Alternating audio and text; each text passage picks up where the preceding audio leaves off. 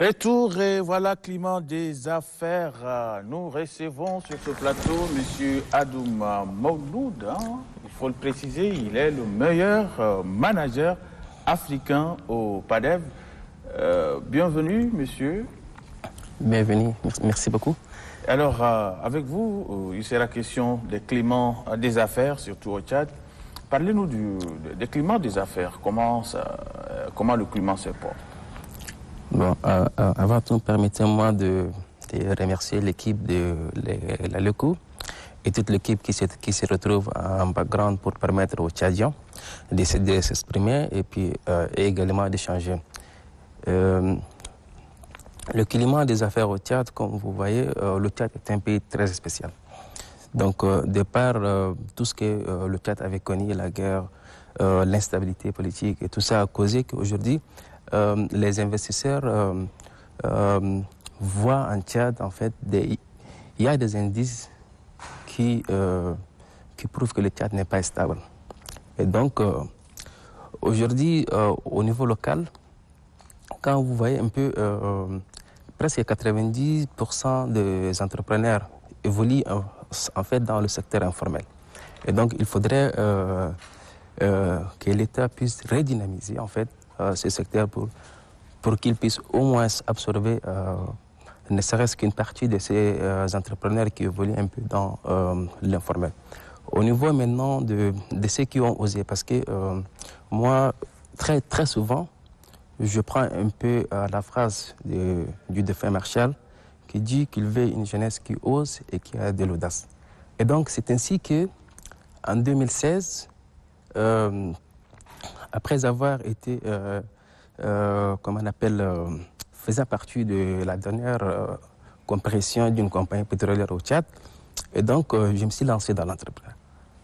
Et donc j'ai mis en place Mouloud 24 Investment, c'est-à-dire Mouloud 24 Investment, pour pouvoir en fait absorber ou bien faire intervenir des investisseurs internationaux pour venir investir au Tchad.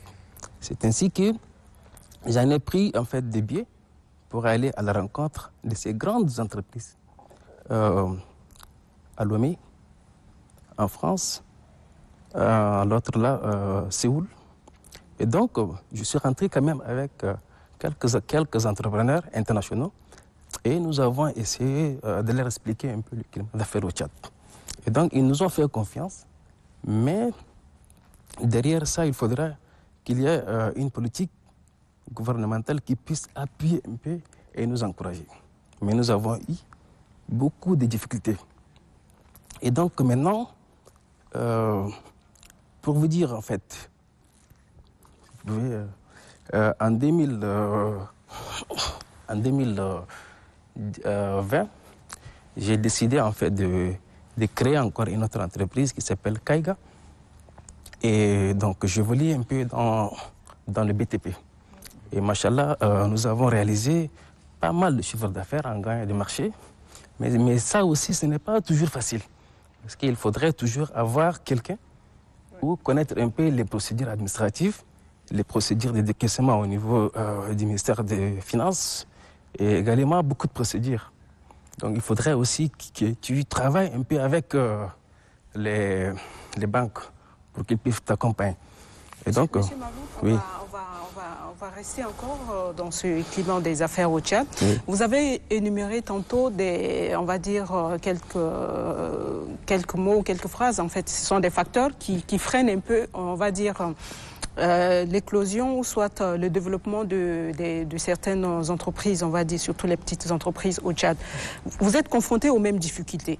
Alors, nous, on porte un peu la voix de ces personnes, la voix de cette jeunesse qui aujourd'hui s'engage, à qui on a dit ose et qui essaye d'oser avec toutes les ambitions et qui s'est dit, bon voilà, nous voulons le lancer. L'information qu'on reçoit souvent, c'est que c'est très difficile de faire les affaires ici au Tchad. Est-ce que vous, en tant qu'entrepreneur, vous êtes confronté aux mêmes difficultés? Oui, mais bien sûr, en fait, c'est pas facile en fait d'avoir des marchés quand on est entrepreneur. Oui. C'est pas facile d'avoir aussi des financements oui. pour d'accompagnement au niveau des partenaires financiers tels que les banques. Oui. Il faudrait à chaque fois insister. Il ne faudrait pas reculer. Oui. Et donc, la stratégie que nous faisons, c'est que nous allons à les rencontres pour leur expliquer. Nous asseyons. Et donc, nous discutons et on leur explique, n'est-ce pas, on leur donne toute la garantie. Et donc, c'est comme ça que certains, bien que pessimistes, arrivent parfois à nous accompagner en nous donnant des crédits d'accompagnement. Et donc, je vais demander toujours à ces jeunes, puisque quand un jeune voudra mettre en place une activité, il y a des avantages, il y a également des inconvénients, il y a également la volonté. Il faudrait qu'ils mettent tout leur corps. Et il faudrait qu'ils se disent que ce projet-là, je vais les réaliser. Donc, je vais les viabiliser et tout ça. C'est vrai qu'il y aura toujours des doigts d'âne. Il y aura toujours ces risques de ne pas pouvoir, en fait, optimiser le retour à l'investissement. Mais il faut continuer. Il ne faut pas baisser les bras. D'accord ? Il faut pas baisser les bras. Qu'est-ce que vous attendez exactement de l'État? Moi, j'ai vu le 6 janvier 2020, le fait maréchal avait mis en place un conseil présidentiel qui est rattaché directement à la présidence. Et quand j'avais vu ça, j'ai dit, ah, ok, cette fois-ci, nous avons au moins un conseil qui nous permet de nous exprimer et également pour le secteur entrepreneurial. Et donc, c'était une réponse à nos sollicitations parce qu'il y avait eu en 2017 la semaine nationale de l'entrepreneuriat. Et donc, je pense qu'il y avait eu des recommandations qui ont été faites pour que les plus hautes autorités puissent prendre en compte. Et donc, c'est comme ça que le conseil est mieux. Aujourd'hui, je ne retrouve plus ce conseil. Je ne sais pas est-ce que ça existe. Et donc, aujourd'hui, les gens d'entrepreneurs sont vus à eux-mêmes. Vous allez voir qu'il y a des gens qui entreprennent. Aujourd'hui, il y a des jeunes qui innovent, qui ont vraiment des idées en BTP, en ingénierie, mais ils ne savent pas à qui se fier. Il faudrait maintenant faire peut-être des réformes, d'accord, permettant au climat d'affaires soit apaisé. Il faudrait également revoir un peu, puisque pour les investisseurs internationaux, aujourd'hui, même les grandes entreprises qui sont déjà installées au Tchad, certains sont en train de quitter. Le secteur pétrolier en a déjà pris de coups. Et donc, il faut être flexible. C'est ça le climat d'affaires. Qui doit être flexible? Parce que pour moi, c'est que quand beaucoup évoluent dans l'informel, c'est que quelquefois, de l'autre côté, c'est l'État qui tacle un peu ces jeunes entrepreneurs.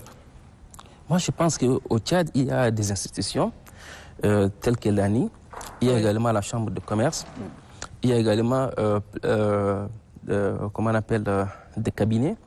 Je pense que s'il y avait eu des sensibilisations, ou bien si ces institutions partent à l'encontre de ces entrepreneurs qui sont majoritaires, presque 90%, pour pouvoir absorber. Ces gens-là, qu'est-ce qu'ils ont besoin? Juste quelques sensibilisations, quelques formations. Il faudrait tout simplement les outiller, les former et leur expliquer que de l'autre côté, il sera encore plus mieux. Ça veut dire... J'aimerais entendre le secrétaire général de la DICI. J'ai pensé à lui en fait. Je l'observais en fait, donc voilà. je me dis certainement qu'il avait envie de parler. Du climat des affaires au Tchad, surtout d'après les explications de notre invité? Non, je pense que ce qu'il a dit est vrai, mais il n'est pas encore allé en profondeur. Le climat des affaires est très mauvais, c'est une réalité. Il faut le dire. Je pense que nous sommes dans cet espace de dialogue. Il faut dire les choses. Ouais. Il faut ouvrir son cœur, dire ce qui ne va pas. Pour qu'on puisse changer. C'est ça le problème au départ. Le climat, je disais tout à l'heure, il y a beaucoup de conflits d'intérêts. Vous avez tous des ministres ou des proches ou des DG qui sont tous des entreprises. Comment celui qui doit réguler doit, n'est-ce pas, être lui-même opérateur? Vous avez des autorités de régulation qui ne sont pas indépendants parce qu'on influence toujours les décisions.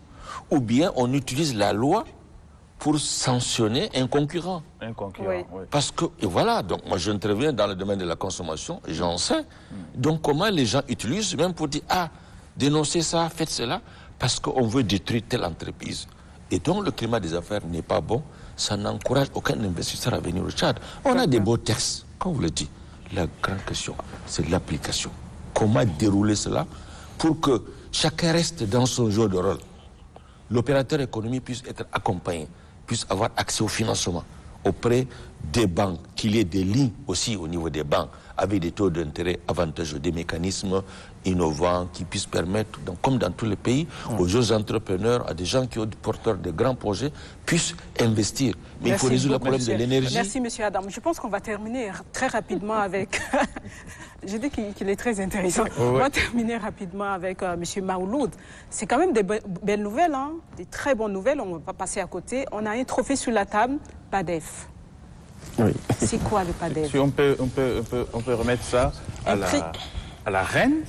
Comme ça, la régie peut zoomer. Il y a un décret qui est sorti et que je suis reine ce matin. Et donc, c'est beau ça. Oui. Oui, le prix, hein, parlez-nous. Le prix PADEV, c'est le prix africain du développement. Aujourd'hui, l'Afrique est dans cette dynamique du panafricanisme. Ouais. Les gens ne parlent plus du Tchad, les gens ne parlent plus de Rwanda, ne parlent plus du Togo, mais nous parlons d'Afrique. Parce qu'on dit que l'Afrique est le continent le plus pauvre. Ça, c'est selon les Occidentaux. Mais aujourd'hui, les jeunes Africains ont dit non, que l'Afrique est le continent le plus riche, mais malheureusement habité par des gens les plus pauvres. Et donc, comment on appelle, le PADEV a vu le jour avec un ancien président du Togo et à une rencontre, il a dit, mais pourquoi, qu'est-ce que vous allez faire pour les jeunes Africains qui œuvrent et qui évoluent dans l'excellence? Comment les soutenir, comment les encourager? Et donc, il faut réfléchir à comment en fait, les encourager et puis les primer. C'est ainsi que le PADEV a vu le jour. Et cette année, donc, n'était de l'organisation des PADEV, je n'allais pas rencontrer encore d'autres jeunes Africains, mais j'ai été franchement très ému quand je vois que des jeunes qui entreprennent dans divers domaines. Et donc, je vais encourager, en fait, comme nous sommes vraiment dans le dialogue national inclusif et que toutes les idées doivent être sur la table. Il faudrait que l'État essaie d'appuyer, en fait, le secteur de l'investissement. Il faudrait que l'État puisse être un peu sensible. Il faudrait que l'État puisse un peu également ouvrir, comment on appelle, l'aéroport. Oui. Les visas, les restrictions liées aux visas, moi je pense qu'il y a beaucoup de pays africains qui ont maintenant levé des restrictions de visas. Oui. Et donc ça ouvre un peu, en fait, ça met le pays en confiance et les gens n'auront plus de tracasseries. Il faudrait également investir. Comme merci beaucoup. C'est bien écrit ici, Ado Mamatahir Maouloud. Donc ça vous appartient à vous, ça fait plaisir. Moi j'aime beaucoup les trophées, j'aime quand il y a des prix comme ça. Tu tiens comme ça, t'es fier, quoi. T'es content quand tu regardes. Félicitations pour ce beau prix-là. Merci beaucoup. On vous souhaite un bon courage. Merci beaucoup. Un très bon climat des affaires pour ceux qui disent que ça ne va pas, pour que ça s'améliore. Et puis Nasradine et moi aussi, on va se lancer dans les affaires. Est-ce qu'on peut lui remettre les trophées là? Parce que tu penses que je ne vais pas les remettre. Bon, je vais remettre. D'accord. Alors, merci à nos deux invités.